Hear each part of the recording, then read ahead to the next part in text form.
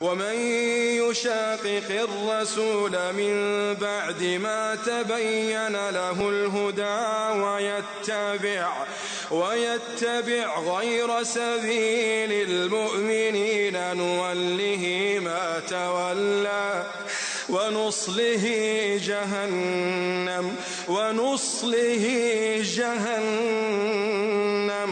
وساءت مصيرا. أيها الإخوة والأخوات، فرحضوا أولالهم شبكة منهج أونلاين inay soo bandhigaan muxaadaradan qiimaha badan. muxaadarada sida u aragteen meel ay ku qoran tahay ama u maqasheenba waxay ku saabsan tahay mawduuca la yidhaahdo xukmu الاحتفال بمولد النبوي. in xaflado iyo ururo loo sameeyo lasoo ururo iyo xoolo markaa lagu qalo loo sameeyo dhalashadii nabiga sala allahu calayhi wasalam. waxaa dhacdo markaysagaa dhulalka qaarkood xataa in laga dhigo ciida rasmi ah oo la isfasaxo. oday baa markaysagaa inan u yimi markaasuu yidhi adar kaali mawlidi akhri. markaasu adar mawlidka ma aqaan. adar waxaan mooda inaad qur-aanka dhammaysay. war hadda umuuraha caynkaasi siday sharciga ku yihiin ama maxay noqonayaan? waxaana noo jeedin doona biidni illaahi tacaala fadiilatu shaykh cabdikariim حسن حوش حفظه الله تعالى. ونعوذ بالله من شرور أنفسنا وسيئات أعمالنا، من يهده الله فلا مضل له ومن يضلل فلا هادي له، وأشهد أن لا إله إلا الله وحده لا شريك له، وأشهد أن محمدا عبده ورسوله. أما بعد، فإن خير الحديث كتاب الله، وخير الهدي هدي محمد، وشر الأمور محدثاتها، وكل محدثة بدعة،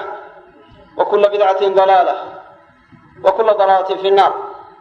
muxaadarada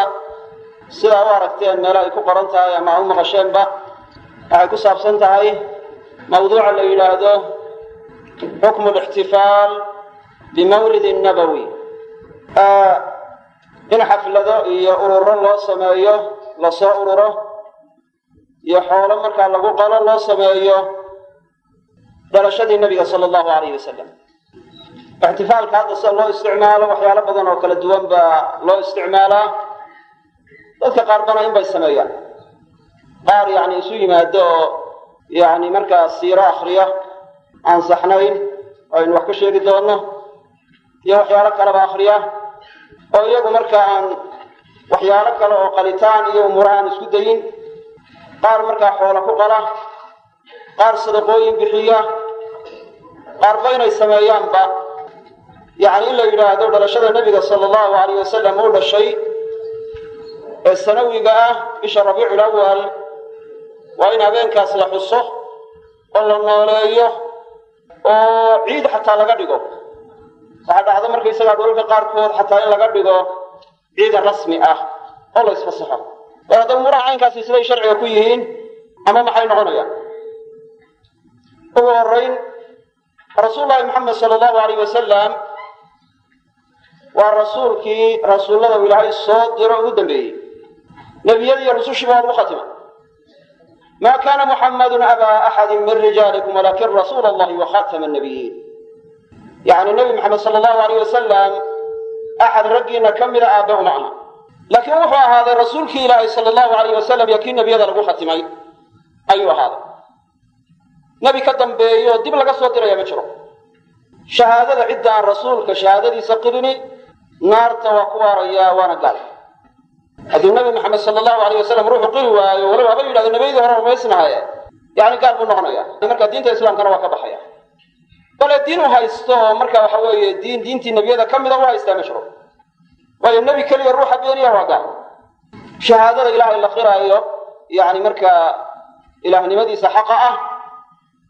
waxaa lagu lamaanaynayaa shahaadada rasuulka sala allahu calayh wasalam risaaladda loo qiraayo. qofka aan risaaladda rasuulka sala allahu calayh wasalam aan qirinna wuxuu ka dhigan yahay shahaadadii ilahayna inaanu qirin, oo shahaadadii marka ashhadu an laa ilaha illa allah uma guntamayse waa ka buraysa. waxaana waajiba nebi maxamed sala allahu calayh wasalam in la raaco ayaa waajiba. aayado badan oo ayaa laynoogu sheegay فلا وربك لا يؤمنون حتى يحكموك فيما شجر بينهم ثم لا يجدوا في أنفسهم حرجا مما قضيت ويسلموا تسليما قل إن كنتم تحبون الله فاتبعوني يحببكم الله ويغفر لكم ذنوبكم وحلينا أمر النبي محمد صلى الله عليه وسلم إنه راعنا أي الله ينفرق وأنا الرحمة إلهي نصدر وما أرسلناك إلا رحمة للعالمين وحنا لنا قدقي إن طريق الرسول صلى الله عليه وسلم أنه كوي عنه ووحكى الله بلوضي أم الله السمايستي إلا إسكاليمات آيات القرآن كنا وكدقيا أنا حديث النبي كنا وكدقيس إلهي وحاول يتبعوا ما أنزل إليكم من ربكم ولا تتبعوا من دونه أولياء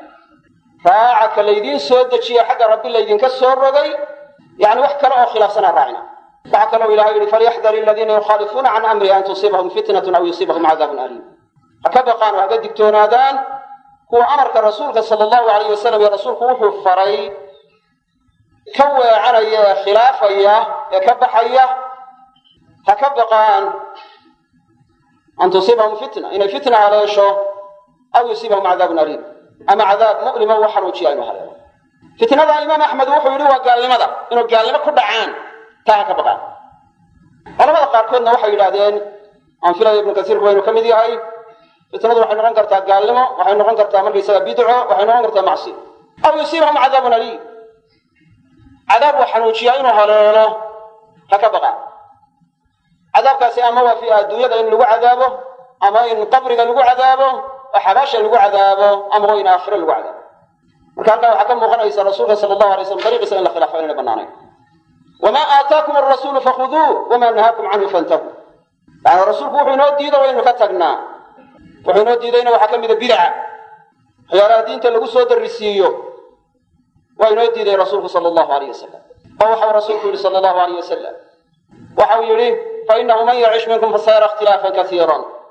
فعليكم بسنتي وسنة الخلفاء الراشدين المهديين من بعدي عضوا عليها بالنواجذ وإياكم ومحدثات الأمور فإن كل محدثة بدعة وكل بدعة ضلالة وكل ضلالة في النار ورسولك صلى الله عليه وسلم عدة دبضي النورات وحيارك الدونتا اسخلاف فربضا محاها دبضنك عذر كل الشيء محاها الدودي عافمات كتشرا وأشهد الرسول صلى الله عليه وسلم فعليكم بالسنة وسنة الخلفاء الراشدين المهديين من بعدي وحال لازمتان كبكتان سنة هيغة أي رسولك صلى الله عليه وسلم يا سنة خلفاء الراشدين تاي هنوسا إلا هنونيي سنة ذي ودادة كبك ويدا قبصدا تلقوا بدبادة يواطس مركو عذر في شيء وحلقوا عافمات الدواد وكجرتان النبي صلى الله عليه وسلم عضوا عليها بالنواجد يوسسك كقنين والنبي صلى الله عليه وسلم بمعنى آذن فرأضيقا وإياكم محدثات الأمور وحن يكدق إياه أمورها قوة للسود الرسية عصبا إذا كدق إياه معنى واحد دبضي للسود الرسية إذا كدق إياه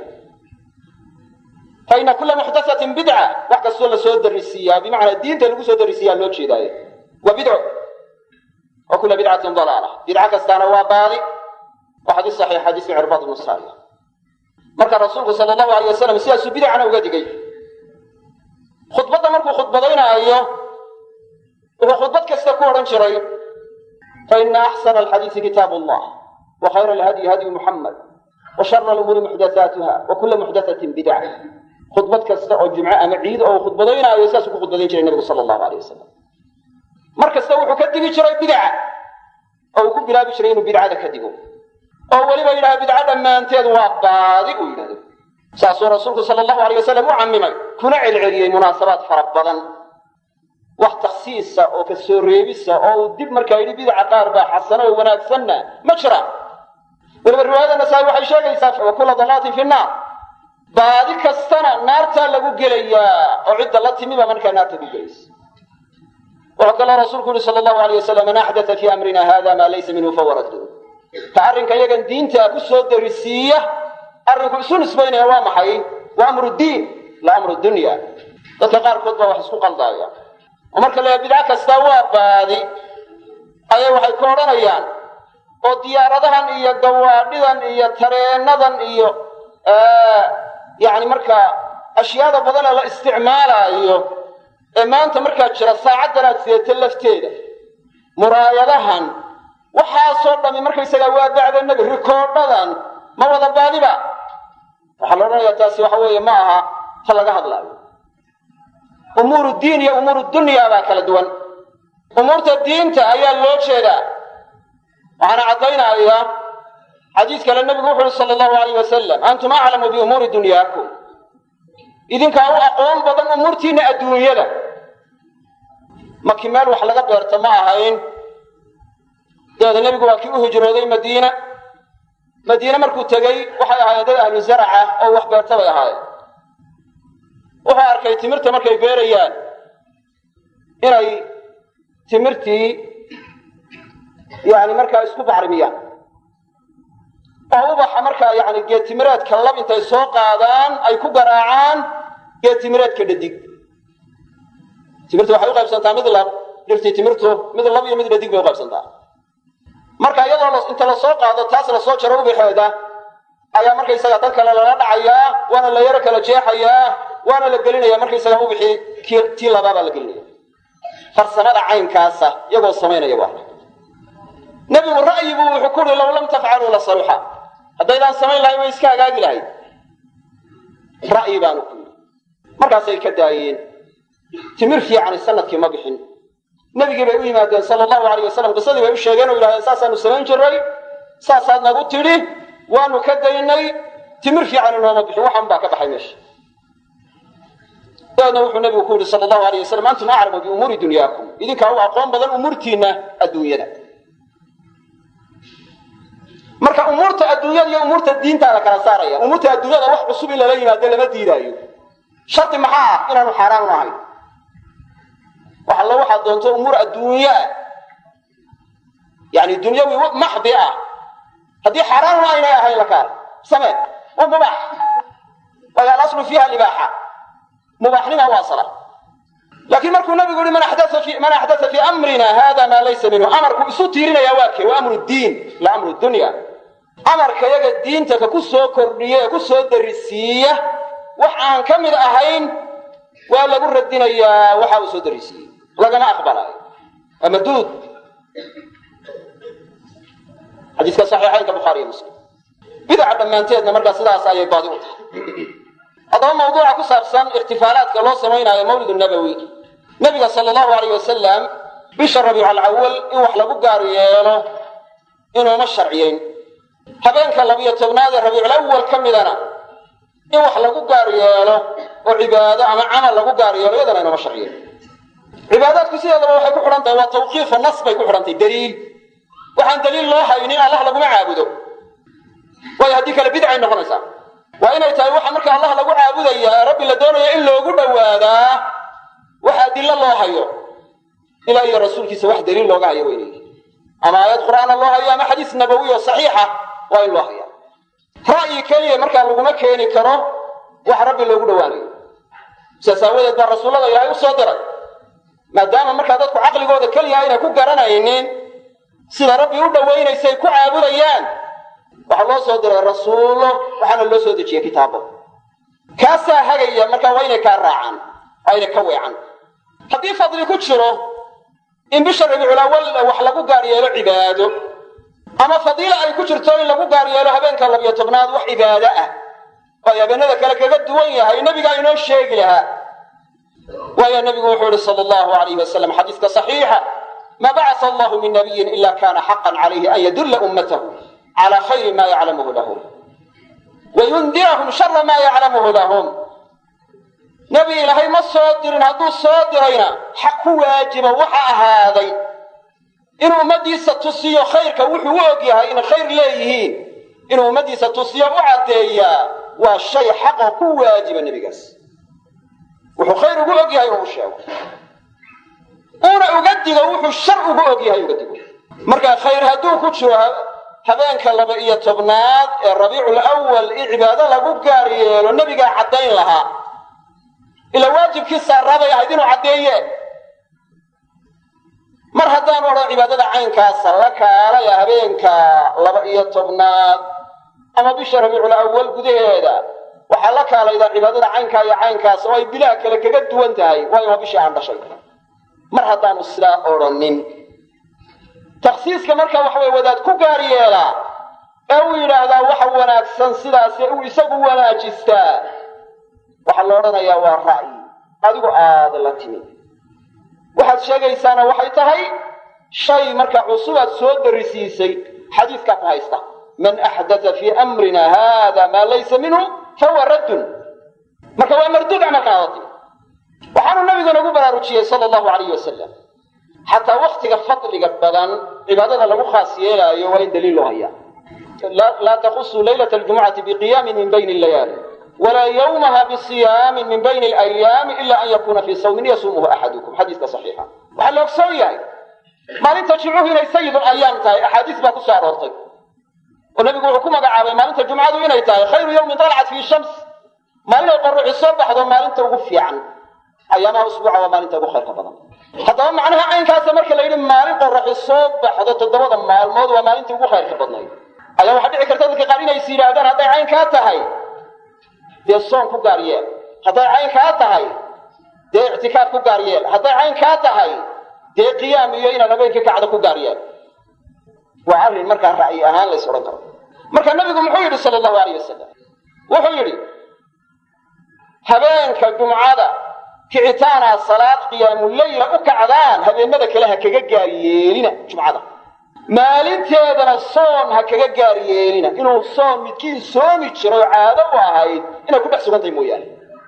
takhsiis gaaraa soon ku gaar yeelaysaan ayna jirin maxaa la diiday in soon ama qiyaamuleyl salaad habeenkii loo kacaayo oo sunno ah in lagu gaar yeelaa la diiday haddana waxaa laynoo sharciyey waxyaalo kaleo in lagu gaar yeela ay tahay markii la diiday soon iyo kicitaan habeenkii salaad sunnaha loo kacayo in lagu gaar yeelo markii la diiday waxaa la yidhi markaysagaa salliga nebiga sala allahu alayh wasalam habeenka ayaa maalintaa badiya farqiga udhexeeya maxay tahay tanna nebigaa amray in lagu gaar yeelo tanna nebigaa markaa diiday in lagu gaar yeelo marka maxayna saaray itibaacaynu raacno oo halkuu yidhahdo wax ku gaar yeela aynu ku gaar yeelno oo halkuu yidhahdo ha ku gaar yeelin aynaan ku gaar yeelin tayna saarno waa taas haddii maalintii maalmaha ugu khayrka badnayd caynkaa tahay oo takhsiiska cibaadada lagu gaar yeelayaa daliil u baahan tahay bal maalin aayad iyo xadiis fadiilo gaara aan loogu sheegin ka waran in wadaad iska yidhaahdo waxa weye anigaa yani marka arrinkaa ku gaar yeelayo waynu saas samaynaa waa shay mustaxsan oo fiicane ma laga maqlayaa dee diintu ra'yi maaha waatuu yidhi cali bn abi aalib xadiiska abu daawuudka low kaana diinu bira'yi lakaana masxu asfali lkufi awlaa min almasxi biaclaa awlaa min almasxi liaclaa hadday diintu ra'yi ahaan lahayd ra'yi baynay ahayn kufka waa harag adimada la gashan jiray marka waxaa rukso bannaan in ruuxu markuu weysaysanayo uu khufeynna sito labadaa harag adimada ugu jiraan inuu markaa labada adin markaa inta kale markuu soo maydho madaxana soo masaxo inuu markaysaga labada adinna masaxo oo uu khufeynkii masaxo masaxa al khufeyn baa la yidhahda axaadiis badan baa ku soo aroortay marka cali bn abi aalib wuxuu yidhi hadday diintu ra'yi ahaan lahayd ra'yi hadday ahaan lahayd ra'yi in labada qof xagga hoose laga masaxaa waxay ka fiicnaan lahayd oo ka dhowaan lahayd in xagga sare laga masaxo waqad ra'aytu rasuula allahi sala allahu alayh wasalam yamsaxu aclaahuma waxaanan arkay rasuulka ilaahi sala allahu alayh wasalam isagoo labada qof xagga sare masaxaaya baan arkay marka diintu ra'yi maa haddaba ixtifaalka habeenka markaysagaa 12aad rabiicul awal ama bisha rabiicul awal ba ixtifaalaadka la samaynaayo wakadalika waxaa kaloo la mida habeenkay micraajka ku magacaabaan iyadoo aan laba garanayn waktigii nebiga la dheelmiyey habeenkay ahayd haddana dadka agtoodun bay ku caanbaxday inay 27 rajab ay ahayd daliil saxoo u soo arooray inay 27 rajab ahayd habeenkii nebiga la dheelmiyey samada la korsiiyey inay habeenka ahaydna ma jiro bale culammadu ma garanayaan bishay ahayd mana garanayaan sanadkay ahayd waayo waa la isku khilaafsan yahay inay dhacday waa la hubaa laakiin xilliga iyo amminta ay dhacday lama xafidin waayo fadiilaan loo sheegin haddii fadiilo loo sheegi lahaa oo la odhan lahaa waxaa ku gaar yeela waa la xafidi lahaa saas aawadee culamada qaarkood waxay yidhahdeen hijradii nebiga 3 sano ka hor bay dhacday qowl kalaa culamadii waaweynadii hore salafka ayaa qaarkood waxay leeyihin maya 10 sano ka hor bay dhacday intay isu jiraan saddex sano ka horreysay 10 sano ka horreysay yani shay shaqo isku lama marka bisha ay dhacday iyo habeenka ay dhacday iyo sanadka ay dhacday yaqiin looma oga xadiis saxiix oo ku soo arooray ma jiro laakiin ay dhacday waa la hubaa waa quraanka ba sheegay marka ala kulli xaal habeenada caynkaasa in cibaado lagu gaar yeelo ama laylatul mi'raaj ha ahaado ama laylatul mawlid ha ahaado waa bidco bidcadina waa baadi asxaabtii rasuulku sallallahu alayhi wasallam habeenka laylatu mawlid an-nabawi wax amal ay ku gaar yeeleen oo yiraahdeen waa habeenkii 12aad ee rabiicul awwal ee waxa hal sameeyo ma jirto saxaabadii lagama hayo taabiciintii lagama hayo atbaacu taabiciintii lagama hayo a'imadii waaweynay lagama hayo cidii ugu horeysay la timi ma la yaqaan cidii ugu horeysay la timi 400 iyo charchar markay hijriyadu ahayd oo 4 qarni iyo dheeraad laga joogo dhimashadii nabiga ayaa mawlidkii ugu horeeyay xus habeenka la xuso waqtigii ugu horeeyay la sameeyo waqtigaas afartii qarni hore 400 sano muslimiinta wax xusi jiray ma jiro dhammaan waxay ku ijmaacsanaayeen in habeenka wax lagu gaariyay intii ugu horeysay la timaadana waxay ahayd niman la baxay inay faatimiyiin la yiraahdo faatimiyiin bay isku magacaabeen ubaydiyiin baa la oran jiray oo ubayd al-qaddah ninka la oran jiray waa tirsadaan ninkaasna sida la xaqiijiyay oo culamo badan sheegeen oo kamid yahay ibn taymiya oo kamid yahay ibn kathir culamo badan sida ay cadeeyeen nasabka ay sheeganayaan ma yahay waxay dadka isugu sheegeen xukunkana ku qabsadeen inay dirkii Faadima yihiin Faadima bint rasuul ay ka istirqabaan saasay dadka isugu sheegeen sidaasana loogu hiiliyay sidaasay xukunka ku gaareen Masar iyo Maghrib iyo intaas waa ka talin jireen ilaa waxa weeye Shaam bay gaareen xaramaynka mar bay qabsadeen nasabkooda dhabta ahina waxa weeyaan bay yiraahdeen yuhuudi inay ka soo jeedaan nasabkooda dhabta ahi waa inay yuhuud ka soo jeedaan hayeeshe islaamnimay muujisteen waxaanay dadka isugu sheegeen inay dirkii Faadima yihiin oo ahlu bayt ay yihiin faatimiyiin bayna isku magacaabeen nimanka caynkaas la yimi oo ninka la oran jiray al-Haakim bi amri Allah ee Qaahira dhisay waa ninkii ugu horeeyay Qaahira aasaasay ninkaas sameeyay mawlid qarnigii shanaad dhexdiisii buu nool yahay markaa ninkaas 6 mawlid buu sameeyay wuxuu mid nabiga loo sameeyay midna Ali ibn Abi Talib baa loo sameeyay midna Faadima bint Rasuul baa loo sameeyay waa 3 midna Husayn ibn Ali baa loo sameeyay waa 4 midna Hasan ibn Ali baa loo sameeyay waa 5 kalixadna ana la sameeyay waa 6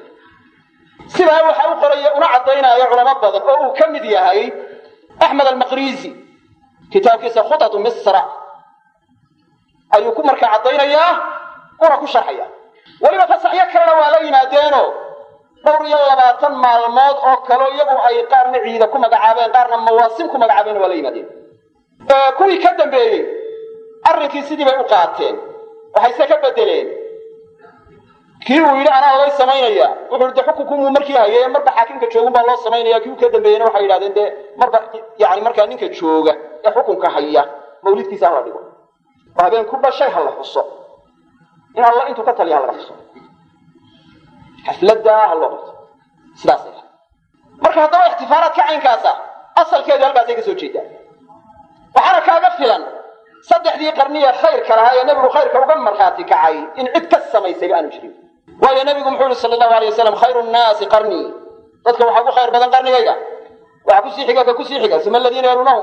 yalunahum saddexdii qarniye khayr kala haba waxay dhamaadeen iyadoo mawlid wax la yiraahdo aan la iman iyo xaflad habeenka la qabto 12 rabiicul awwal law kana khayran la sabaquna ilayhi ulamadu yiraahdaan ibn kathir tafsiirkiisa markuu maraayo آية سورة الأحقاف وقال الذين كفروا للذين آمنوا لو كان خيرا ما سبقونا إليه آية أمركم فسرها إن قال لي إلهدين مؤمنين تكون إلهدين هدو خير أهالها الدين تاني نوغا ويداريين وحي ابن كثير كورنا إياه آية وحيكا استنباطين أهل السنة مخالفة خلافيان قال درادين إن إلهدين لو كان خيرا لسبقونا إليه arrinkaasi haduu khayr ahaan lahaa way inooga dheereen lahaayeen way ummadda waa ka khayr badnaayeen saxaabada rasuulka sallallahu alayhi wasallam khayr kastaba ummadda waa uga dheereeyeen marka si aan tashabuhi gaalada loogu dhicin iyo iyagii loo ekaado la shabaho waa in qowlkoodii la khilaafaa ila khalifu lmushrikiin iyo khalifu lyahuuda wannasara axaadiis badan bay ku soo aroortay khilaafa marka warkana yidhaahdeenna waa lagu khilaafaya saas aawadeed wax kastoo khayra waa inooga dheereeyeen shaygii lala yimaado waxaa la odhanayaa saxaabadii ma sameeyeen may haddii la yidhaahdo waxaasina uu diin yahay waxaa la odhanayaa law kaana khayran la sabaquuna ilayh hadduu khayr ahaan lahaa way inooga dheerayn lahaa fitnadii soo baxday ee khalqul qur'aan ku saabsanayd ee wakti qabsatay dadka muslimiinta lagu imtixaanay nimankii xukunka haystay baa markaysagaa niman baadi u saaxiibo lunsan baa u afgubyaaleeyey oo wax ku akriyey wixii bay ku qanciyeen markaasa waxay dhahdeen qur'aanku waa makhluuq bay dhahdeen dadkana waa inaad taa ugu yeedhaan wixii diidana waa inaad shaqo ka qabataan sidii markay ugu yeedheen waa tii culammada qaarkood lagu garaacay qaar lagu xidhay qaar lagu laayey qaarkood ruksadii ay qaateen nin sheikho adrami la yidhaahdo ayaa la soo qabtay iyadoo la doonaayo in la ciqaabo waa la keenay boqorka hortiisii baa la keenay kii axmed ibn abi ducaad la odhan jira luunsanaana ee waxa markii horeba ka dhaadhiciyey ninka xukunka haystana isaguna waa jooga markaasu wuxu uhi su-aal baan ku weydiinayaa waxaanaad iigu yeedhaysaa ee qur'aanku waa makhluuq yani rumee aad leedahay waa shay la abuuray qur'aanka ilaahay ma shay nebigu ogaaba ma shay abubakar ogaaba ma shay cumar ogaaba ma shay cusmaan ogaaba ma shay cali ogaaba mise waa shayna ogeyn markaasuu waa shayna ogeyn waa shay ayna ogeyn markaasuu yidhi oo ma wax diin ah oo aan nebiga iyo abubakar iyo cumar iyo cusmaan iyo cali midnaba ogeyn baad adigu ogaatay wuxuna waa diin arrinkii baa la foolxumaaday waan iigu soo celi buli su-aasha maxaad tiri markaasuu waxaanaad iigu yeedhaysaa ma wax nebigu ogaaba ma wax abubakar ogaaba ma wax cumar ogaaba ma wax cusmaan ogaaba ma wax cali ogaaba isagoo waxayna ogeyn markaasuu hadda waxaan kuleeyahay waa waxay ogaayeen markaasuu yidhi ma waxay dadka ugu yeedheen baa mise waa waxayna ugu yeedhin ma odhan karo waa ugu yeedheen oo waxaa la odhanayaa axaadiistii keen ayaa la odhanaya markaasuu waa ogaayeen laakiin dadka uguma yeedhin ma waxay dadka ugu yeedheen baa mise waxayna ugu yeedhin waa waxayna ugu yeedhin afalaa wasicaka maa wasicahum oo hadday ogaayeen oo aynay dadka ugu yeedhin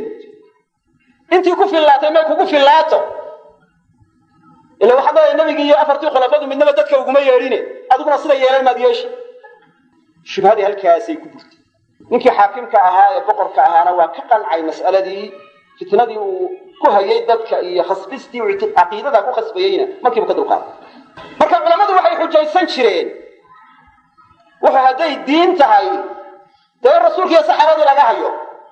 laakiin shay diinoo la odhanaayo qarnigii shanaad ama qarnigii lixaad baa lala yimi oo la soo darisiiyey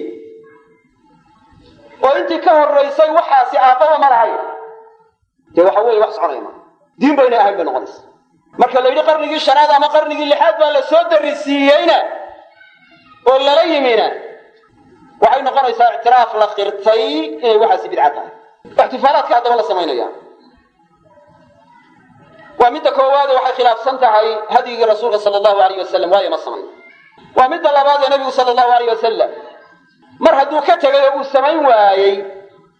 wuxuu sameeyaa siday sunno u tahay baa wuxuu ka tegay ee cibaada in laga tagaana ay sunno u tahay ya imaamu shaafici muxuu yidhi calayna an nataxaraa sunana rasuuli lahi sala allahu alayh wasalam tarkan aw ficlaa waxayna saaran sunnayaasha rasuulka sala allahu alay wasalam inuu ku dadaallo hadday tahay ka tegis iyo hadday tahay samayn mid walba oo wuxuu nabigu sameeyey aynu samayno wuxuu ka tegayna aynu ka tagno shaafici baa yidhi xaafid ibn xajar casqalaani wuxuu kusoo aroorinayaa fatxulbaariga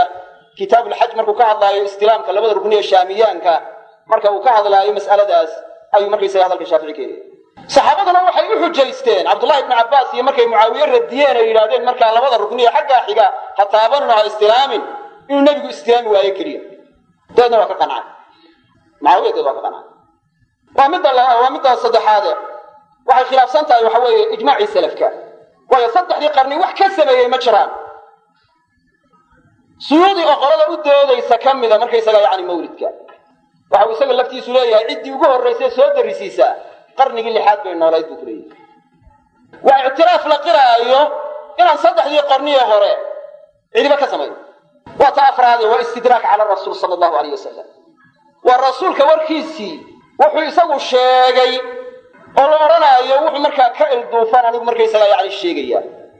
فضيلة عنه يسقو عدين بان أنه عدين يهدي اللي يراهدو أي لما معنى لسان القال أمه لقى يراه أفكه لقى يراه أما لسان الحال قبعا هذا هذه لأن النبي مصمين مرا أمرين قد كان أمتي المامن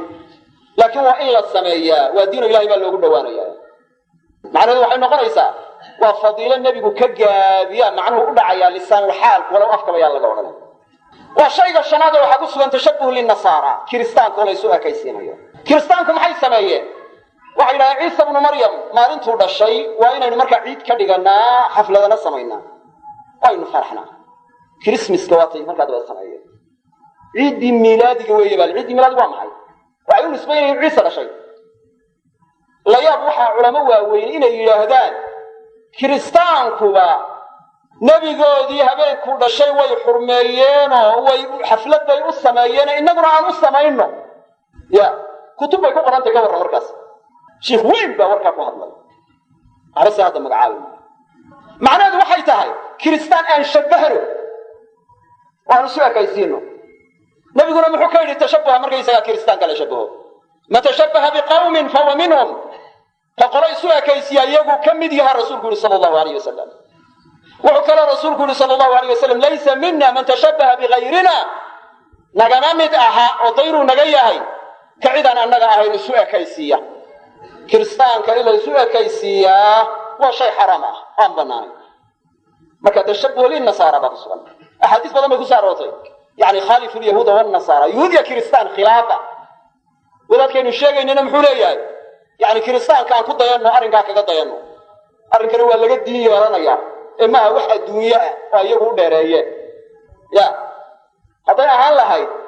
علم الدنيا أما هرمر الدنيا أنه صافي ومحدئة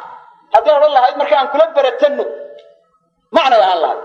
لكن شيء دين أن كقد ينو كريستان محيط أن تشبهونه ويسوع كيسينه تصنعه محرم شيء اللي حاد واحد كروك الصغن اتباع للرافضة لما كان الرافضة اللي يلاهدوا والشيعة قوة حنحن راعيس للراعي يقول له ينال ويعني من كان إنه الشيء إن الفاطميين تلضحي حاكم بأمر الله وحي شيغنا إن الشيعيه والرافضيه بشيغنيه رافضتنا وحويه عقيدته آديات بوحنتين آديات بوحنتين وحكم العقيدة ذولا إن القرآن قرآن كان إلا بدلي وصدوا الله يكسوا تشيئ آن وحي ضد الموضوعية لما كان رافضة اللي يلاهدوا إيران العراق يؤبضا مالا بضا إن وحوين أين أهل السنة اسكوها إن ضد الموضوعية معه وحيلاقي القرآن كان سيدي لهي كسودة شيء معها قرآن كيف فاطمة وحي آخرين ترتبي إلهدين قرآن كينو آخرينه لبقور كبضا وكان حرف آنو كجتشرين حرف علماء ذي قرن كان كهر رئيسي قاركود وحي القرآن كتاب اللي هذا فصل الخطاب في تحريف كتاب رب الأرباب هذا الكائن لقو عدى يلقو كالساره كتاب كي إلهي إلا بدلي أنو سبيسي أهل القرآن كسر لبت الإلهي وإنا نحن نزلنا الذكر وإنا له لحافظون أنك ذكر وقرآن كسودة شيني ذكرك أنك سودة شيني وقرآن وإنا له لحافظون أنك أنا إلى علينا إلهي بني ومحفوظ إلهي بقى إلى علينا حرف لغو مصدرين حرفنا لغو مدين خميني وهو شيخ الرافضة يا قرني وحرنا لأئمتنا مقاما لا يبلغه نبي مرسل ولا ملك مقرب إمام يالك يجا وحاصرنا ذيه جامية يا شيدا درجو نبي مرسل يا ملك للدوية حق إلهي للدوية مدنا بقى نقاري كريم وحيقبان لبي ترك إمام أي الشيختان إلى الغيب كوديه أنهم يعلمون ما كان وما يكون يعني وحي وروت شرية واحد شري دون مدن بينك وقبان كتب توضا لكو تعالى معتمد كاه أكتو ذكاه مكا عقيدة بدون كفر يلي مكا نوك الرافضة اللي يلاهدون والراعيس للراعي واحد قرأ قصدا نبي وكيل صلى الله عليه وسلم لا تجعلوا قبري عيدا سوى غلو جديدة يعني لو قلت رحت الله حواشا إذا كدق ننا من السيدة عيدا وصو شرطان وقال يأتوا دي لي حواشي سوى السيدة عيدا إلا وصو شرا أو وقت قعان سي معين الله وصو أرورو haddaan xabaashiisii la joogin oo habeen mucayana loogu soo ururo dhalashadiisana shabax bay ku leedahay. waxaa kaloo ku sugan intaasiba iyadoy si guud ugu sugan tahay mawlidka la akriyay laftiisa ama barsanjiga ha ahaado ama daybiciga ha ahaado mafaasid kale oo fara badan oo ku suganna waa jirtaa iyo qaar kale oo la dersa yani intuba ku sugan. mafaasida kale badana jirta waxaa ka mid a kitaabka almawlid la yidhaahdo wuxuu ka kooban yahay dhowr mawlid oo la isu geeyey. qayb waa sharaf anaan, qayb waa barsanji nasri, qayb waa barsanji nadmi, qayb waa burde, qayb waa daybici. inta mid walibana waxay leedahay khalado aad u fara badan oo qaarkood ay yihiin kufrun billah, qaar baa gaalnimo. burdaha ay dad sida qur-aanka u akriyaan aynay ka barakaystaan ila kitaabkii mawlidku ku yaallaaye waxaa ka mid a hadalla gaalnimo ah oo diinta islaamka laga baxayo. wuxuu yidhi yaa akrama alkhalqi maa liman aluudu bihi siwaaka cinda xuluuli alxaadisi alcamimi. kii khalqiga ugu sharafta badnaayow midaan u irkado u ciirsada malihi marka dhibaatadii weynayd ee soo darinaysay ay soo degto cidaan adiga ahayn aan u irkadaba mali. ilahay xataa waa ilaaw, waa istikaaso oo inuu rasuulku baryaayo ayaa macnuu tilmaamay. wuxuu ku daray oo kale ku jira faina min juudika adunya wadarataha wa min culuumika cilma allawxi waalqalami. nebi allow deeqdaaday ka mid ahaato adaa bixiyey adduunyada iyo dangaladeed oo aakhira labadaba adaa ku deeqay. ma nebigaa ku deeqay mise ilahi baa ku deeqay? faina lana lalaakhirata waluula. isna wuxuu ku leeyahay faina min juudika adunya wadarataha. wuxuu ku leeyahay wa min culuumika cilma allawxi waalqalami. cilmiyadaada badan bay ka mid ahaatay cilmiga loox iyo qalimka. waxa looxa ku yaallaa looxulmaxfuudka waa qayb cilmigaaga ka mid ah. hadda looxulmaxfuudka waxaa ku yaalla maxay? waxa dhacaaya ilaa yawmi alqiyaama. fartii la taago, ishii biriq tiraahdo, kelmadii lagu tiraahdo, xanshaashaqa qalbiga waxa lagu hayo, waxa lagu xanshaashaqaayo, waxa hoos lala samaynaayo, wax kasta waa ku yaalla. caleenta dhaqaaqaysa, xaraka iyo sukuun kasta ku yaalla ilaa yawmi alqiyaama. muxuuna qur-aanku sheegayaa? wuxuu sheegaya cilmulgaybka in ilahay la gaaryahay. qul laa yaclamu man fi samaawaati waalardi algayba ila allah. war ila allah warasuul miya haysaan? qur-aanka may ku taallaa? rasuul laguma darin. qul laa yaclamu man fi samaawaati waalardi algayba ila allah. wuxuu kaloo ilahay wa cindahu mafaatixu lgaybi laa yaclamuha ilaa hu. cilmulgaybka in allah mooyaane cid kale ayna ogeyn baa laynoo sheegay. nebiga qadarka looga waxyooday bas buu qaybka ka ogyahay, wax kale kama ogaa. caalimu lgaybi falaa yudiru calaa gaybihi axadan ila man irtadaa min rasuuli. kaasina waa ashyaa gaara oo loo waxyooday. ilaahay nabiga wuxuu amray inuu yidhaahdo walaw kuntu aclamu lgayba lastaktartu min alkhayri wamaa massaniya suu. gaybka ma ogiyo haddaan ogaan lahaa waxa qarsoon khayrkaan badsan lahaa dhibna ima taabto. inan baa waxay tidhi iyadoo nebiga ammaanaysa wa fiina nabiyun yaclamu maa fii gadin. waxaynay uga jeeday waa loo waxyoodaa. waxaa dhexdeeda ku jira nebi og waxa berri dhici doona. hadda may odhan waxa looxulmaxfuudka ku yaallo o dhan buu ogyahay ee waxay tihi berri waxa dhici doona u ogyahay. nebigu waa diiday oo wuxuu laa yaclamu maa fii gadin ila allah. ma oga waxa berri dhici doona ilaahay mooyaane cid kale ma oga. waxaa ka mid a waxyaalaha uu koobsaday. urduhu isagu wuxuu koobsaday aad bay u fara badan tahay, ashyaa badan baa jirta. laakiin kuwa kale qudhoodu waxay koobsadeen waxyaalo badan. xaalatulqiyaamka markay istaagaan ay leeyihiin marxaba ya marxaba ya marxaba. waxay leeyihin uga jeedaan oo ay yidhaahdeen nebigiibaa inoo imanaya. marka waxa laysu taagayaa ixtiraam nebiga la ixtiraamayo la qadarinayo baa loo kacay. waana soo dhawaynaynaa dabeedna marxaban waa kan laleeyahay iyo salaamta. nebiguna qabrigiis yani markaa qiyaamada ka hor kama soo baxaayo. naftiisiiyo ruuxdiisuna adduunyada ma wareegto. waatuu ilahay yihi uma inakum bacda dalika lamayituun uma inakum yawma alqiyaamati tubcasuun. maalinta qiyaama laydin soo saaray. wuxuu kaloo nabigu yihi sala allahu alayh wasalam ana awalu man yanshaqu canhu lqabru yawma alqiyaama. man yanshaqu canhu lqabru yawma alqiyaama. waxaan ahay ruuxa ugu horeeya qabrigu ka dilaaco maalinta qiyaama. marka qiyaamo ka hor inuu qabriga ka soo baxaa ma dhacayso. ruuxda ka waran.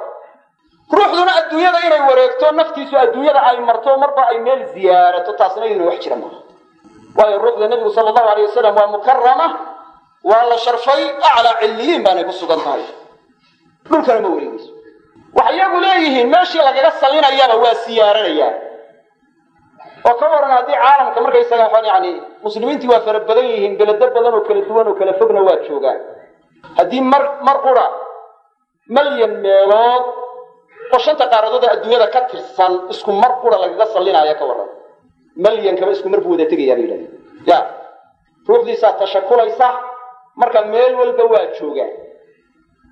waa baatil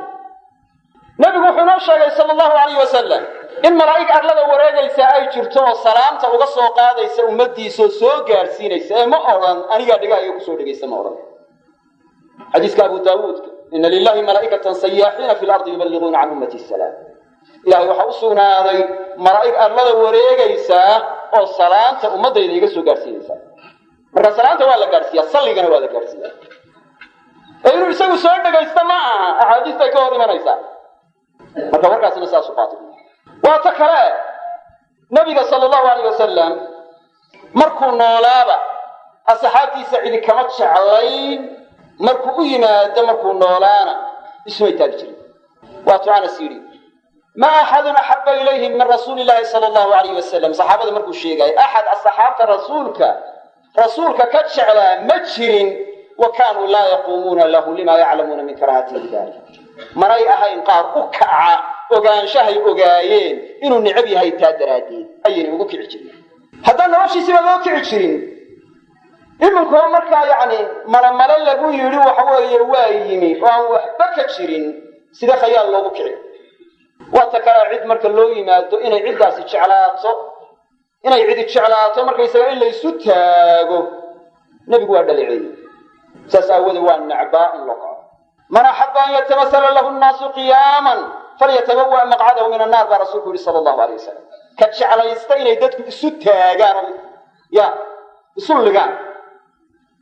boosku naarta ka degaaya ha diyaarsado saasuu rasuulku yihi sala allahu alayh wasalam waxay ku leeyihiin markay rasuulka la hadlayaan iyagoo taagan anta lirusuli khitaamun anta lilmawlaa shakuuru cabduka almiskiinu yarjuu fadlaka aljamma algafiiru waa siduu yidhi algafiiray munaasib ahayd inkastoo qacigi mala ka sameeyey fiika qad axsantu dannii ya bashiiru ya nadiiru faaqisnii waajirnii ya mujiiru min asaciiri ya ghayaasi ya malaadi fi mulimaati lumuuri sacda cabdun qad tamalla wanjala canhu lxasiin rasuulku la hadlayaa sala allahu alayh wasalam oo hadalka ka horeeya iyo hadalka ka dambeeya iyo hadalka u dhexeeya intuba rasuulka la khitaabaya anta lirusuli khitaamu buy anta lilmawlaa shakuur muxuu ku egsiiyey cabduka almiskiinu yarjuu rasuul allow addoonkaagii miskiinka ahaa isagaa is sheegaya addoon baan ku ahay buu leeyahay yarjuu fadlaka aljamma algafiir fadligaagii way faraha badnaa ayuu rajaynayaa ma rasuulkaa loo addoon yahay ya addoommo ilahay baynu nahay misena addoommo rasuul baynu nahay addoommo ilaahay bay fiika qad axsantu dannii ya bashiiru ya nadiiru hadduu odhan lahaa ilahay baa looga jeedaa hadalka ka horreeya hadalka ka dambeeyaaba rasuulkay ku cadiyey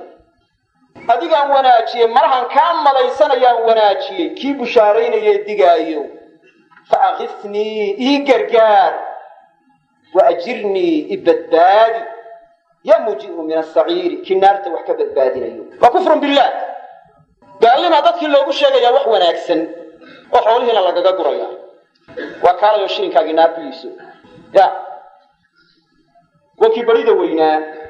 iyo lacagtaadii kaalayo naar ku iibsa weyey yaa ghayaasi ya malaadi fii mulimaati lumuuri buu ku leeyahay yani taasi waxay caddaynaysaa in waxa weeye shirkiyaad ama kufriyaad waxyaalo gaalnimo inay ku jiraan mafaasida kale ku jirta waxaa ka mid ah waxyaalo badan oo kale waa jiraan oo iyaduna markaa waxa shirkiyaad ah waqtigaa laakiin nagu cidhiidha mafaasida kale ku sugan waxaa ka mid ah dadkii wuxuu ka yani markaa mashquulinaya qur'aankii oo siday dadku mawlid ugu dadaalaan qur'aanka uguma dadaalaan bale qaar baa u qaba inuu qur'aanka ka mid yahay oday baa markaysagaa inaan u yimi markaasuu yidhi adar kaali mawlidii akhri markaasu adar mawlidka ma aqaan adar waxaan mooda inaad qur'aanka dhammaysay wuxuu haystaa mawlidku inuu qur'aanka ka mid yahay taasna waa siday dadku ugu xayaysiiyeen ee iyagu markaysa markaa ay ugu sawireen وحكرا كسوغان وحيالا بدن أو موضوعات بين أبوه رسولك لغو بين أبورنا أيو أيا كتوه رسولك لغو بين أبورتا ودن بآدي آدي وحكوشنا وحيالا بدن موضوعات وحكوشنا وحيالا بدن أخرافات أيا كتوه وحكونا ياهي ولما أراد الله تعالى إبراز حقيقته المحمدية يعني حقيقة إلهي قلت لي مرة حقيقة سي محمد لون نسبي مولد دقر وحي قرآن نبي محمد وحلقة أبو النور كي إلهي مولد دقر قرآن مركي النور كي إلهي نبي محمد لقى أبو وري أي النور كي محمدنا مخلوقات ككرون لقى أبو وري أنت قبر نبي محمد من نور لقى أبو وري مسوح لقى أبو وري مركا يعني مركا نطفه oo asalkiisu uu noqonayo dhoobadii markii say aadam laga abuuray markii dambana aabba iyo hooyo yaani biyahood biya laga abuuray xaqadu waxay tahay sida binaadamka loo abuuray rasuulku muxuu yiri sallallahu alayhi wasallam xadiiska muslim saxiix ku soo wariyay khuliqatil malaa'ikatu min nur wa khuliqa al-jannu min marij min nar wa khuliqa adamu mimma wasifa lakum malaa'ikatu nur ba laga abuuray jaankana waxa laga abuuray olol dab ah aadamna kalaydii sheega laga abuuray dhoob ah مولد القرآن وحي قرية يلان عرش إيا كرسي إيا سماوات إيا عريا بالمنة بجرين إنه النبي النور رها وإله يرتي سكو تسبيح سنجرين وعباطين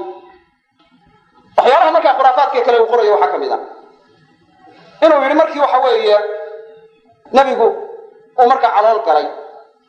والنودية في السماوات والأرض بحملها لأنواره الذاتية وصبر كل صب لهبوب النسيم السباب وقسيت الأرض بعد طول جدبها من النبات حللا سندسية وإنعت الثمار وأدنى الشجر للجان جناح ونطقت بحمله كل دابة لقريش بفصيح الألسن العربية وخرت الأسرة والأصنام على الوجوه والأفواه وتباشرت وحوش المشارق والمغارب ودوابها البحرية وحكوليها مركي النبي على القلي سماوات كان لغا دواقع يدل الشيء إن على القلي أرلدنا وحلا هويه نبات iyo deegaan fiican iyo barwaaqo laga dhigay midhii baa bislaaday dhirtii baa soo dhawaaday oo isku hoota dhacday oo sidaas midhu wax goosto u baahan yihiin way si u buuxsameen bay soo dhawaadeen waxa xoolo iyo daabado ay haystaan quraysh haysata af carabi faseexa oo waadixay ku hadleen ونطقت بحمله يا sheegaya in nabigu calaal galay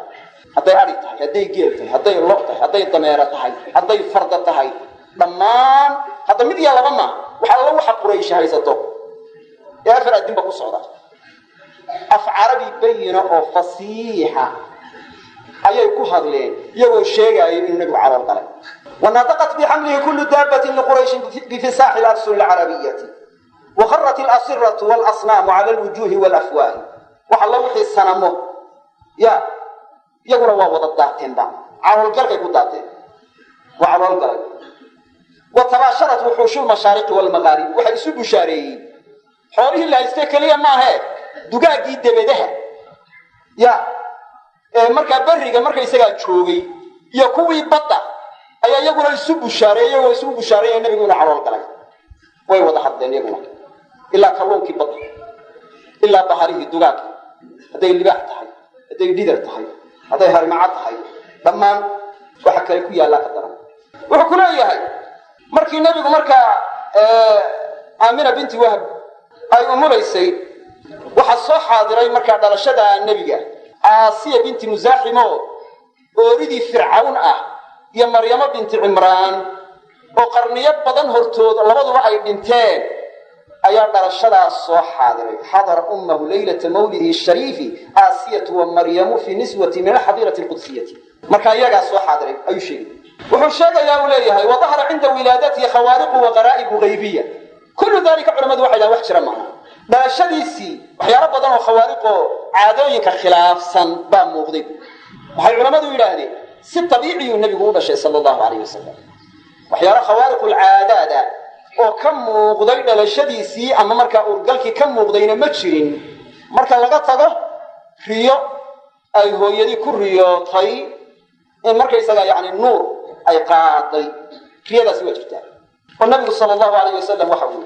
nabigu waxa uu sallallahu alayhi wasallam أنا دعوة أبي إبراهيم وحنا هاي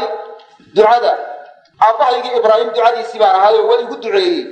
وربنا وبعث فيهم رسولا منهم دعاء سوشيرية وبشرى أخي عيسى بشارتي ولكن عيسى وانا هاي ومبشرا برسول يأتي من بعد اسمه أحمد تسوت الماما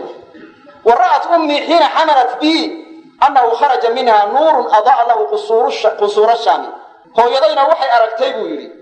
مركي أرجع إقاطي إنه النور كالصوت بحي مركي أركتي نور كاسو إفيي دارها الشام كيا له الشام وحل إلى الأردن يعني مركي فلسطين يعني لبنان سوريا أنت صار الشام لسكوب هذا قريها اسمه إنه مركي سا كالصوت بحي أي أركتي قريوت حديث كاسو صحيح ابن إسحاق بصير ده سوري حاكم وسوري وأنا صحيح وثابت مركي تاصر هذا سواجك ولما قد باينوا ورأت وحلوا شيء إنه إنه هذا كواركتي لكن سيدا قوي قال علماء قال كود مرة وحي توين الرياض هاي وهي حين حملت بيبا النبي صلى الله عليه وسلم مركي إقاطي أي مركي سمركي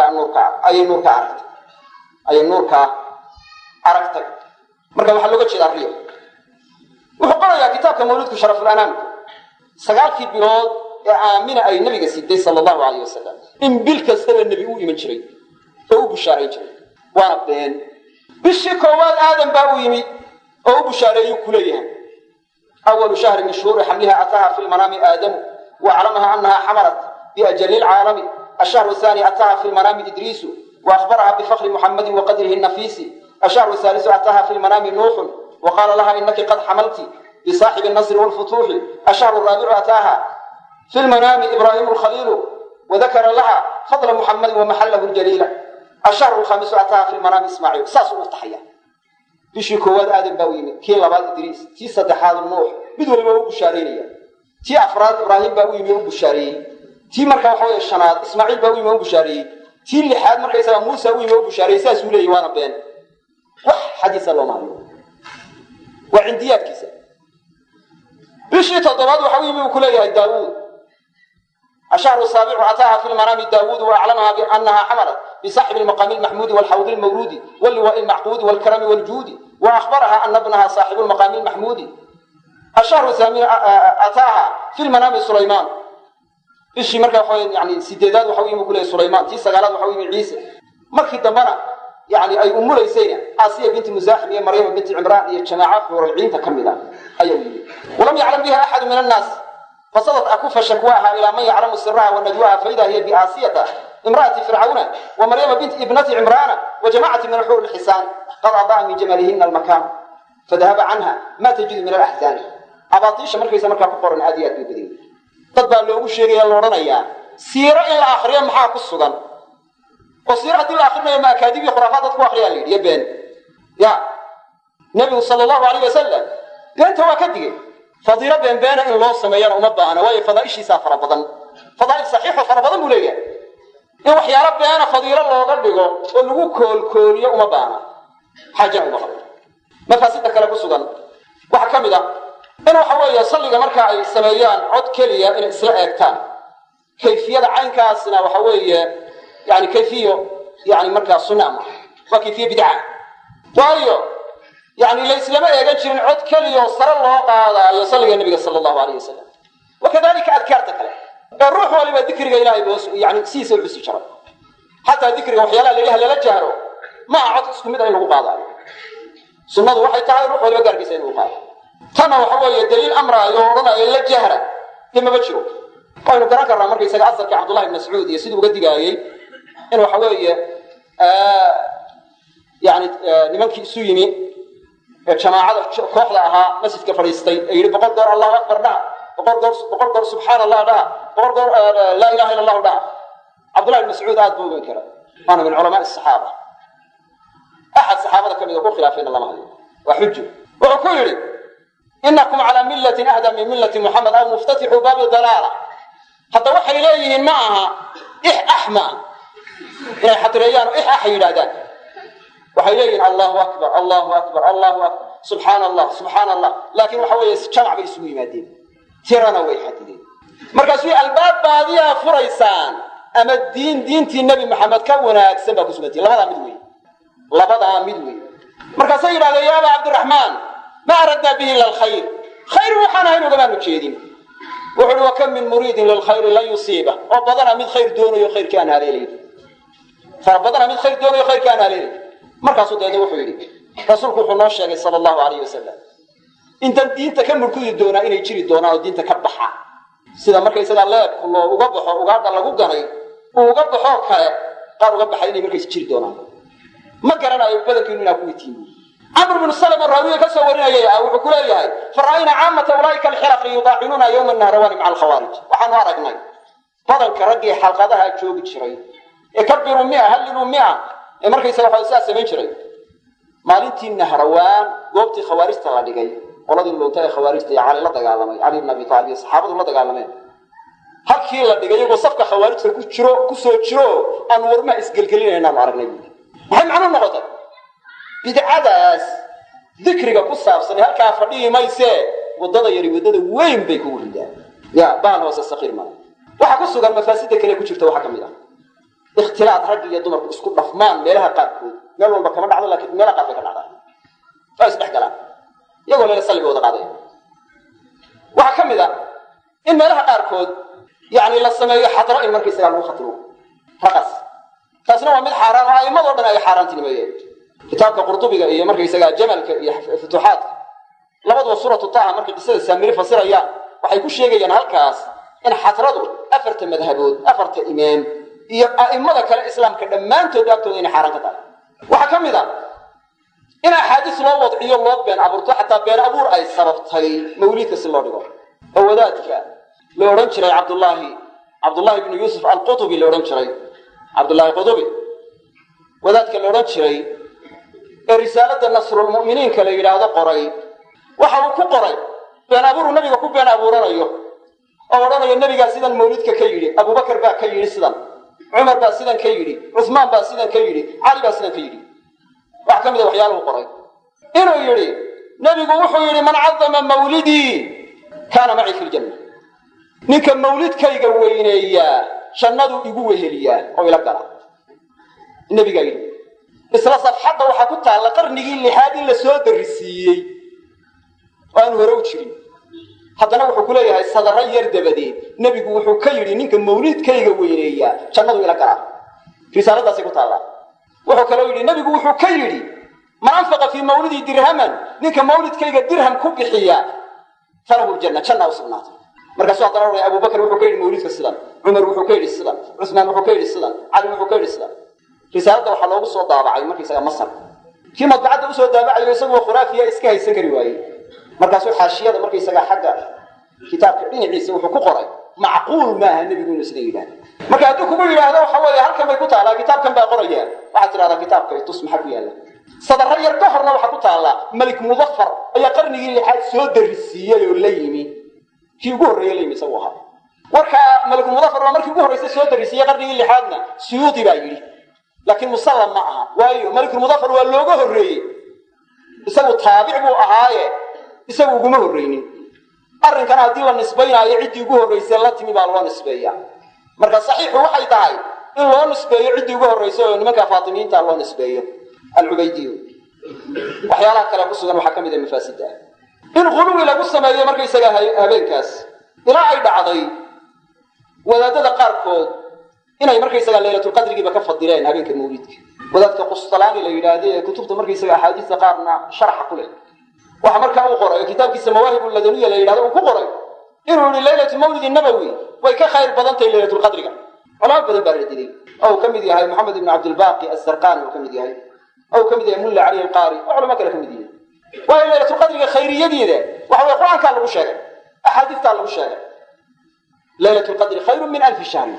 laakiin habeenka mawlidka fadligiisa aayad iyo xadiis markaysaga odhanaya intaasuu ka khayr badan yahay ma jiro oo lama keena la yaabna ma aha markaysaga yani warkii hore ku saabsanaa been abuurka aynu sheegnay in axaadiis loo dejiyo loo been abuurtay mawlidka waayo sufyada in badan inay nebiga ku been abuurato waxay rabto ay ugu been abuurato way dhici jirtay suyuudi waa ka ku sheegay markaysaga kitaabkiisa alfiyada markuu wadaacinta ka hadlaayo washaruhum sufiyatun wadacuu muxtasibiina alajra fima yaddacuu waxaa ugu shar badan nimanka wadaacinta ee nebiga ku been abuurtaa suufiye nebiga ku been abuuratay iyagoo yani inay ajar gurubsanayaan oo ajar niyeysanayaan sheeganayaan. haddaba waxyaala markaa shubahaada waa markaysaga loo cuskadaa baabkaa ku saabsan markaysaga mawlidka. waxaa ka mid a waxyaalaha loo daliishado dadka qaarkood ay u daliishadeen inay yidhaahdeen markaysaga nebigu sala allahu alayh wasalam maalinta isniinta waa kii markaysagaa yidhi daaka yawmun wulidtu fiihi, waa maalintii lay dhalay, wa bucistu fiihi laysoo diray. marka mar hadduu caynkaa yidhi waa maalintii lay dhalay oo sidaa u soomay, dee waxa weeye nebiguba soom soo kuma gaari yeelin markaysagaa maalintuu dhashay oo isniin ah. maalintuu dhashay ee sanawiga ahayd 12 waxaanu uga qiyaas qaadanaynaa in iyadana markaysagaa cibaado kale walow soom bayaynay ahaane, cunis wax la cuno iyo sadaqa la bixiyo in markaysaga waxa yani markaa lagu gaariyo. hadda soon iyo wax cunitaan markaysaga intay isu jiraan yani waxa weeye waa cagsi, waa isku lid mogta. ta kale maalinta xadiiskani ku soo arooray waa maalinta usbuuciga ahe isniinta. yaro waxay leeyihiin maalin walow isniin baya inay noqone maalinta 12aad ee rabiicul awwal baan uga qiyaas qaadanaynaa bijaamici in la dhalay. maalintaasoo ku geegmi karta markaysagaa maalin kale noqon karta, oo axad noqon karta ama sabti noqon karta. dee sabtina nebiga lama dhalin. jawaabta caynkaasa waxaa lagaga jawaabayaa yani markaa ishkaalka caynkaasa, yani arrinka caynkaasi la odhanaayo taasaan uga qiyaas qaadanaynaa, waxaa la odhanaya waxa weeye yani sax maa, waa qiyaas baatila. wuxuu baatil ku yahay waa midda koowaade dhalitaanka nebiga la dhalay habeenkaas cillo kaamiloo dhammaystiran ma ahe, waa bacdulcillati. juska cilladuna lama mid aha. hadday cilladu murakabo tahay juska cilladu lama mid aha cillo kaamila, oo xukunkii juska cilladu ma keensan karo.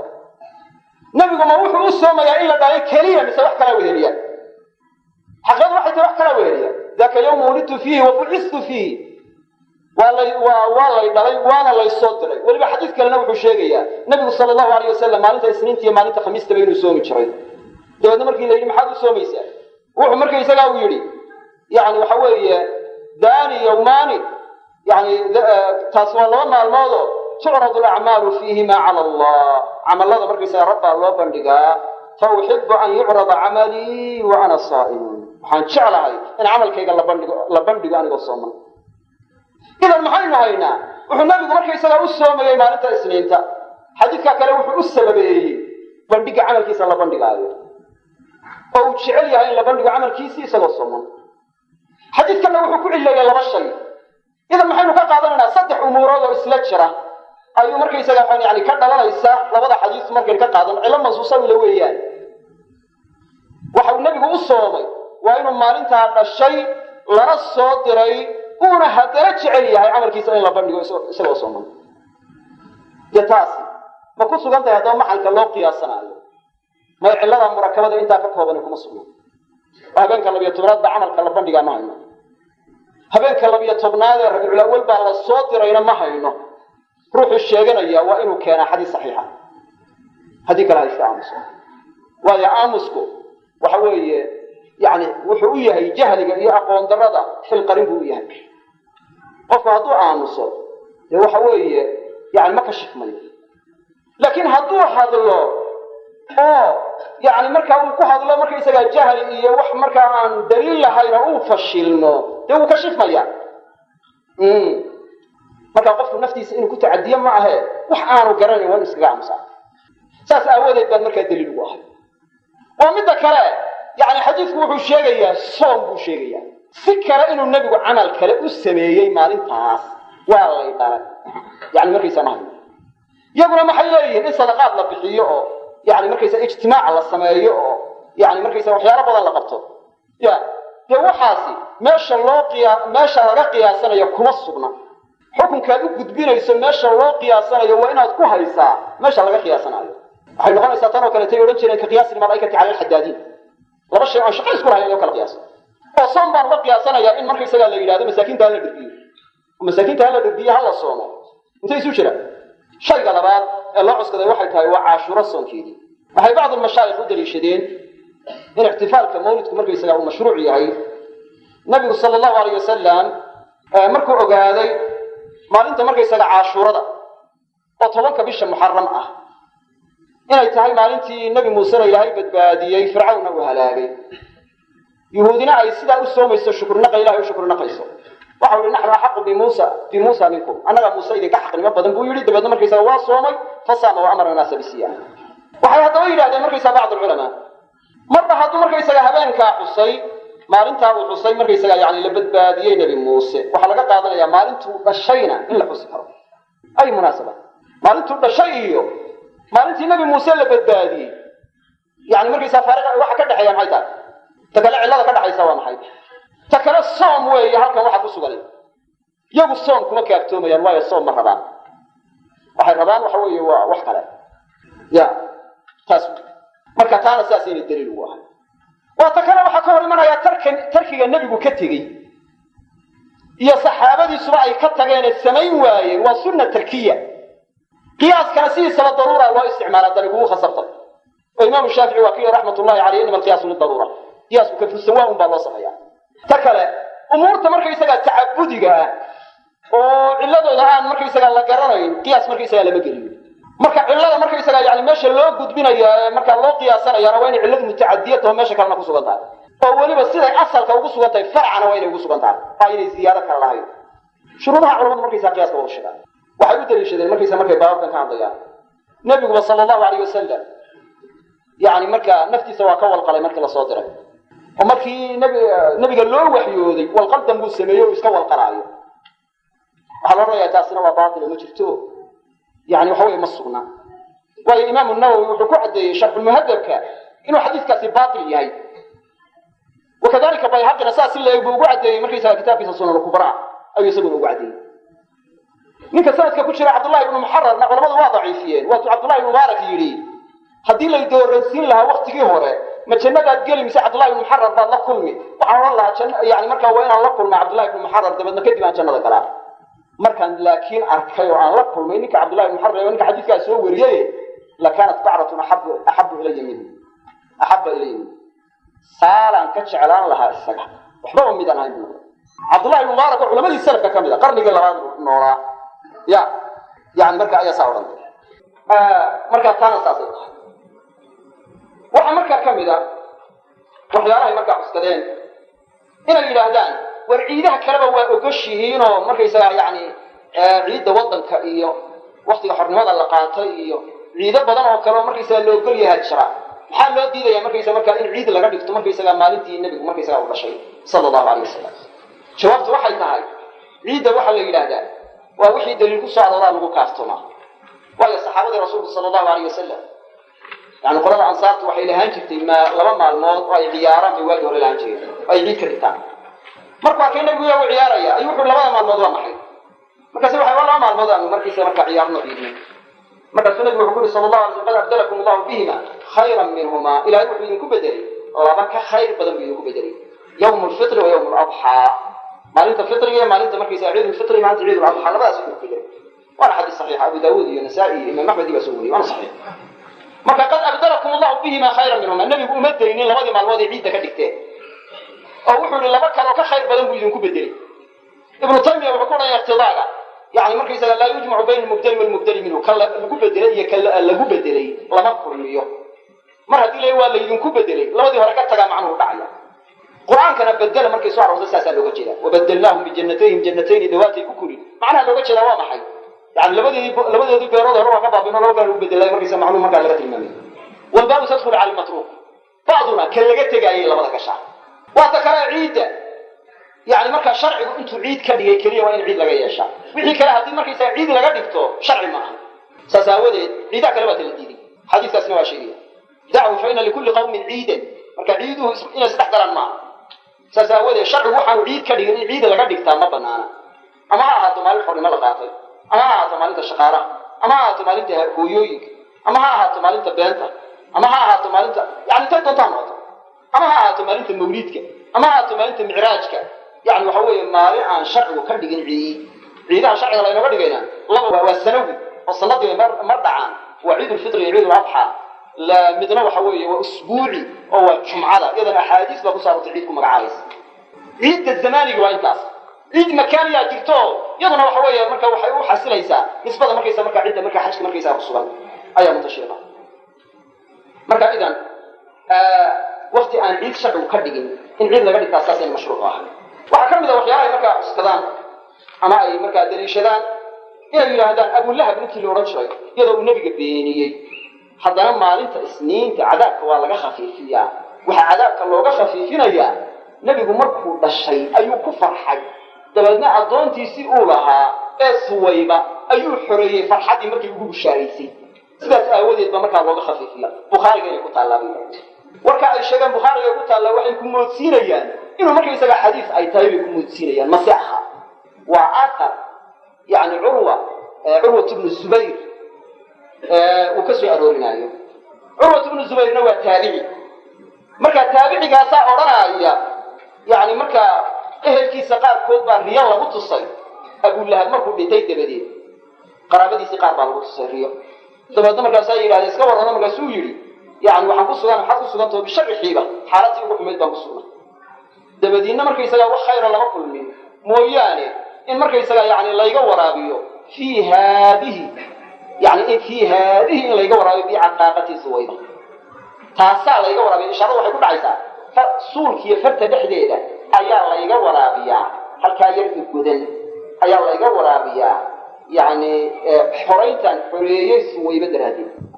مرك أثر كني ومرسل وعدوا كم مغلي عروة بن الزبير مشي سيدة أول حافظ ابن حجر كتاب النكاح مركو كان هذا لا أي مركز أثر بكل ما هي حافظ ابن حجر نوع كان ضيع إشكال بقى قصة بورنايا تبدو حورنا وحكوا منايا وقدمنا إلى ما عملوا من عمل فجعلناه هباء منصورا بإلهنا وهي عمل قال سميسي وعلى جيه يبور لفردية على جيه مركز سداس أودي تصاكوا من رئيسي مركز أثر كلي ومرسل وعدوا كم مغلي عروة بن الزبير مشي يعني مركز تاسوا صلاص واتكلم عدة مركز يسأل يعني هطيب موصول نقطة مركز يسأل موصول لما لهره وفرضي وهذا من قدرين هطيب كعلى هايدنا وحي احتمالي كتا عدة وكم مقلة إلي تاهي عدة المركز مسلم أحيد واتكلم وانا ريو حجة كم جدو مركز أرنك أبصى بسنوى الله يقخى في الرواية لكم السقنا هل كان ساقين يرلا يقوى رابيا من السقنا كيانا حكم شعي لك مقاطع آيات القرآن مروا مهيا وقدمنا إلى ما عملوا من عمل فجعلناه هباء منصورا واتكلم فرح وكفر حي هديبا لغا سو قادو inay jirto in walaalkii inaan u dhashay farax tabiici oo aha farax taabudi ma aha oo markay isaga tawaab iyo ajir lagu helaayo way cibaado ma ahan ee mid tabiici mustaha waxaanu ku buriyay hadiiba marka yani ay cibaado xataa noqon lahaa yani cadaawadu nabiga la culuubay iyo markaysa marka waxaan yani cadaawada darrada oo aad iyo aad nabiga la culuubay marka sidaas aawada dantaan xujo ay ugu jireen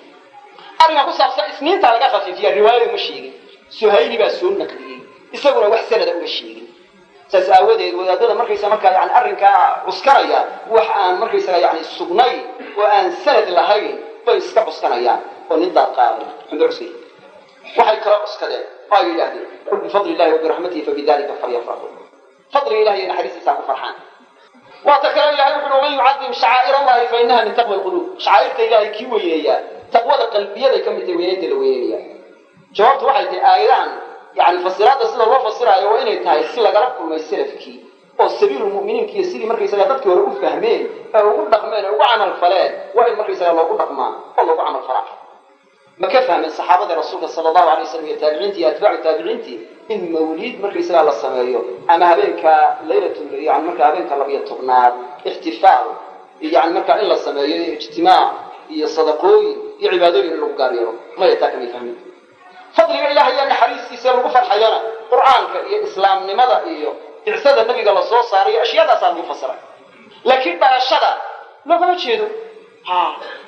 النبي قال مركز يقول الصوصار استل الصوصاري يعني إلهي وقوم من الشد فضيلة لكن بقى الشدى لما حسين بقى الشدى لما حسين إلهي وحيد وما أرسلناك إلا رحمة للعالمين هذا وحيد الشدى لما شيء كما نصادر بالحالة الرحمة تهيمويا حالك إرسال كنا مدعين بلاشرة كنا مدعينه وحكو دعي بلاشرة أفرت السيدة بديت ورعي وحكرا إلهي كان الناس أمة واحدة فبعث الله النبيين مبشرين ومنذرين مركا بعثي الصوصارسة أي مركا رحمتك جبتك laqad manna allahu cala almu'miniina goorma id wulida miya id bacatha fiihim rasuula min anfusihim yatluu calayhim aayaatihi wayuzakiihim wayucallimuhum alkitaaba walxikma marka bacsiga la soo saaray nebiga ee loo waxyooday taasaa markaysaga lagu mana sheeganaya allah ku mana sheegay ta raxmadina waa taas wama arsalnaaka ilaa raxmatan lilcaalamiin marka wax daliil uguma jiro yani markaa qul bifadli illahi wabiraxmatihi fabidalika falyafraxuu waman yucadim shacaa'ir allahi shacaa'irta ilahay weynaynta la weynayo sunnada nebigo la raaco weeye sunnadii nebiguna sunna tarkiya hadda waxay tahay in camalkaa lala samayn ayay sunnada tarki u tahay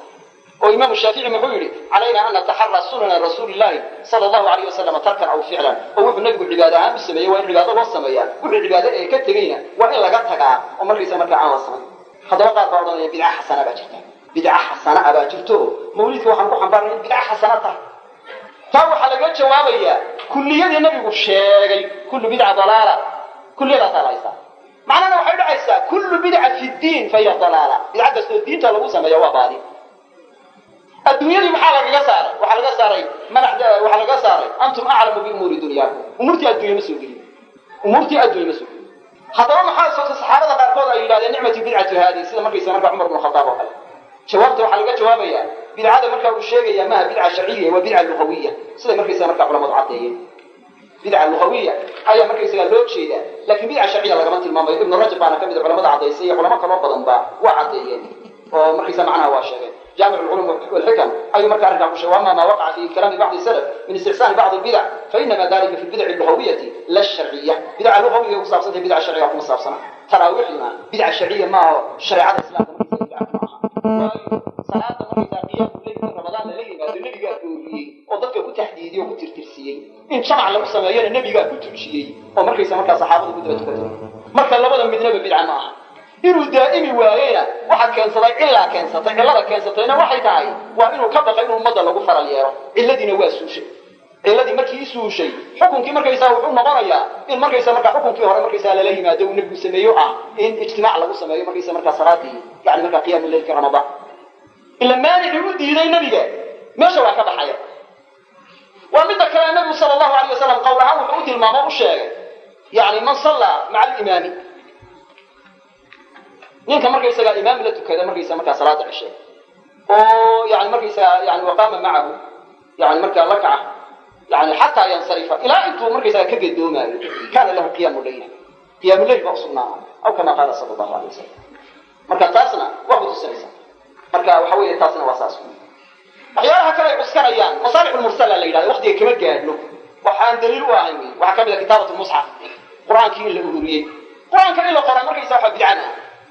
waayo dee nabiga markaysa markaa yani waqtigiisiba waa la qori jiray laakiin in kitaab lagu kulmiyo waqtigii nabiga waxaa diiday qur-aankii baa soo degayayo dee markaysaga weli ma dhamaystirmin macnaha diiday in kitaab lagu kulmiyaa saasay ahayd marka qabiilu masaalix mursala ayay markaysaga ku saabsanay laakiin kuwa daliishanaya yani markaysaga in badan de masaalix mursala iyo bidca wax u dhexeeya ma kala garanaya marka taana waxa weeye saas waxyaalo badan baa masaalix mursala markaysaga culimadu yidhahdeen ashyaada ay daliishanayaan hadday tahay dawaawiinta uu cumar sameeyey hadday tahay waxa weeye markaysa markaa jamcu quraanka yani hadday tahay kitaabatu axaadiid waagi daba la qoray yani markaysa ashyaada noocaas waa min qabiil masaalix mursala min qabiil bidca noqonayso yani min qabiil bidca yani ma noqonayso marka taana sidaas yani marka weeye khulaasadu waxay tahay iyo gabagabadu yani baabkaas yani sidaas markaysa markaa yani sharcigiisu aanay wax sharciya markaysa aan u ahayn una markaysa u yahay arrin bidca ah oo shareecada markay sunnadii nabiga sallallahu alayhi wasallam khilaafsan waliba waqtiga markaysa ayaa inagu ciriiri ahaa waxyaalo badan oo kale oo sheegis isaga baahan baa markaysa marka ku jiray abaadiisha ku guda jirtay ee markaysa ku sugan aad iyo aad bay u fara badan tahay oo waxaynu ka sheegnay aad bay u yar tahay aad iyo aad bay u yar tahay marka waxa ku jiray يعني مركز سلا الله يابا لكن قدر كاسين هذا كارتومينا والله أعلم سبحانك اللهم وبحمدك أشهد أن لا إله إلا أنت أستغفرك